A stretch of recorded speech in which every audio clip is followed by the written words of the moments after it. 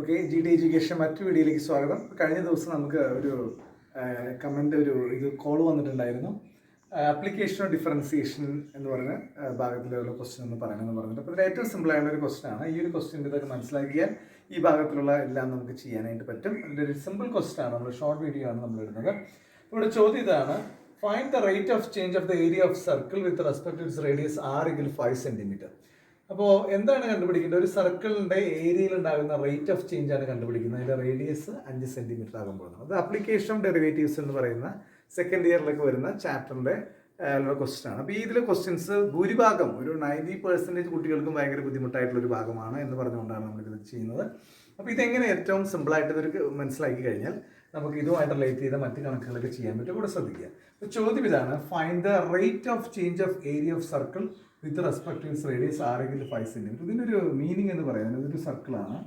ഈ സർക്കിളിൻ്റെ ഏരിയ എന്ന് പറയുന്നത് റേഡിയസിനനുസരിച്ച് കൂടിക്കൊണ്ടിരിക്കുകയാണ്. ഓക്കെ, അപ്പോൾ ഇങ്ങനെ കൂടിക്കൊണ്ടിരിക്കുന്ന സമയത്ത് റേഡിയസ് 5 സെന്റിമീറ്റർ ആകുമ്പോഴുള്ള ഏരിയയുടെ റേറ്റ് ഓഫ് ചേഞ്ചാണ് നമുക്ക് കണ്ടുപിടിക്കേണ്ടത്. അപ്പോൾ ഇത് തന്നെ മറ്റു രീതിയിൽ വേണമെങ്കിൽ ഒരു ക്വസ്റ്റ്യൻ ചോദിക്കാം. ഒരു പോണ്ടിൽ, ഒരു കുളത്തിൽ ഒരു ചെറിയ കല്ലിടാണ്. ആ കല്ല് കൊണ്ട് അവിടെ റിപ്പിൾസ്, സർക്കിൾസ് ജനറേറ്റ് ആവും. ആ സർക്കിൾസിൻ്റെ ഏരിയ ഇങ്ങനെ കൂടിയിരിക്കും വരുന്നുണ്ടാവുക. അവിടുത്തെ അങ്ങനെ വേണമെങ്കിൽ rate of change of area വേണമെങ്കിൽ കാണാവുന്ന ഒരു ചോദ്യമൊക്കെ നമുക്ക് വേണമെങ്കിൽ ചോദിക്കാം. അതിൻ്റെ പ്രാക്ടിക്കലായിട്ടുള്ള ആപ്ലിക്കേഷനാണ് പറഞ്ഞത്. ഇവിടെ നോക്കൂ. ഇവിടെ അപ്പോൾ നമുക്ക് എന്താണ് കണ്ടുപിടിക്കേണ്ടത്? നമുക്ക് കണ്ടുപിടിക്കേണ്ട കാര്യത്തിന് നമുക്ക് ഇവിടെ എഴുതാം. നമുക്കിവിടെ കണ്ടുപിടിക്കേണ്ടത് dA/dr ആണ്. അപ്പോൾ ശ്രദ്ധിക്കുക, ഇതുവരെ നമ്മൾ d/dx of x² അല്ലെങ്കിൽ dx² ഒക്കെ പറഞ്ഞുകൊണ്ട് ഇവിടെ area with respect to radius ആണ് കാണേണ്ടത്. അതും റേഡിയസ് 5 സെന്റിമീറ്റർ ആകുമ്പോഴാണ് നമുക്ക് കാണേണ്ടത് എന്നുള്ളൊരു ഐഡിയ വേണം. അപ്പോൾ ഈ ചോദ്യം നമുക്ക് ഏരിയയുടെ ഇക്വേഷൻ നമുക്കറിയണം. ഒരു സർക്കിളിൻ്റെ ഏരിയ കാണാനുള്ള ഫോർമുല എന്ന് പറയുന്നത് πr² ആണ്. Area = πr². ഇനി ഇവിടെ നമുക്ക് എന്താ കാണേണ്ടത്? നമുക്ക് കാണേണ്ടത് rate of change of area ആണ് കാണേണ്ടത്. ഇപ്പോൾ റേഡിയസ് 5 സെന്റിമീറ്റർ ആകുമ്പോൾ rate of change of area എന്ന് പറയുന്നത് dA/dr. Area rate of change of area with respect to radius എന്നുള്ളതാണ് dA/dr എന്ന് പറയുന്നത്. ഇവിടെ പൈ കോൺസ്റ്റൻ്റ് ആണ്. പൈ പുറത്തെടുത്തു. π × d/dr of r² എന്ന് വരും.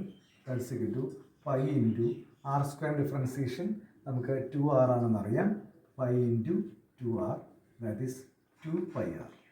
ഓക്കെ, അപ്പോൾ ഇവിടെ ഇനി നമുക്ക് rate of change of area, that is dA/dr at r = 5 സെന്റിമീറ്ററിൽ കാണണം. അപ്പോൾ നമുക്ക് എന്ത് ചെയ്യാം? ആറോടെ വെറുതെ സബ്സ്റ്റിറ്റ്യൂട്ട് ചെയ്താൽ മാത്രം മതി. ഇവിടെ നമുക്ക് എന്ത് ചെയ്യാം? ദാറ്റ്സ് ഈക്വൽ ടു 2 × π × 5, 10π എന്ന് നമുക്ക് ആൻസർ കിട്ടും. അപ്പോൾ ഇതിൻ്റെ യൂണിറ്റ് എന്ന് പറയുന്നത് centimetre square per 10 centimetre square എന്നുള്ള രീതിയിലാണ് ഇവിടെ നമുക്ക് ഏരിയയിലുള്ള മാറ്റം വരുന്നത്. അപ്പോൾ റേഡിയസിനനുസരിച്ച്, ഇപ്പോൾ റേഡിയസ് 5 ആകുമ്പോൾ rate of change of area എന്ന് പറയുന്നത് 10π സെന്റിമീറ്റർ സ്ക്വയർ ആണ്. ഇങ്ങനെയാണ് നമ്മൾ ഈ ചോദ്യം ചെയ്യുന്നത്. ഇതെല്ലാവർക്കും മനസ്സിലായി വിചാരിക്കുന്നു. നിങ്ങൾക്ക് ഡൗട്ട് ഉണ്ടെങ്കിൽ കമൻറ്റ് ചെയ്യുക. ഇതുപോലെയുള്ള മറ്റ് ക്വസ്റ്റ്യൻ വേണമെങ്കിൽ ക്വസ്റ്റ്യൻസ് നിങ്ങൾ കമൻസിലിട്ടാൽ നമുക്ക് അതനുസരിച്ച് സൊല്യൂഷൻ തരുന്നതായിരിക്കും.